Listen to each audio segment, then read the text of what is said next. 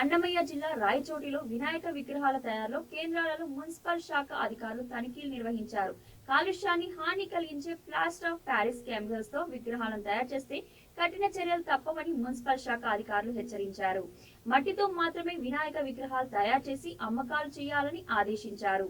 పర్యావరణానికి నష్టం కలిగిస్తే ఎంతటి వారైనా ఉపేక్షించమని మున్సిపల్ శాఖ అధికారులు హెచ్చరించారు.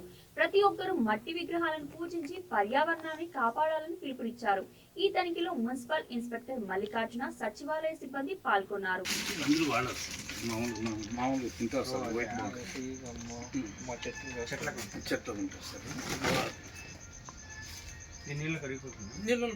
బంక వచ్చేస్తుంది సార్, ఓన్లీ కెమికల్ లాగా వస్తుంది సార్. ఇది ఎక్కువ వాడతాను సార్ నేను, ఎందుకంటే నేను కడుపులో చూసాను, యూస్ అంతా వస్తుంది చాలా కష్టం. అంటే ఎన్ని ఉన్నాయో చూసుకోవాలి. ఫస్ట్ ఎన్ని ఉన్నాయి, ఎవరికి అమ్ముతున్నారు, వాళ్ళు మళ్ళీ దీన్ని ఎక్కడ ఇన్వెస్ట్ చేస్తారో కూడా చూసుకోవాలి.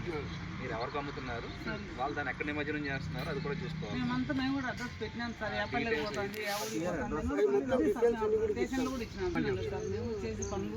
ఏమన్నా ఉంటే కనుక కొత్త ఒక జాబ్ పెట్టండి, చేసుకున్నదే చూద్దాం ఏంటనేది, ఏం చేస్తామో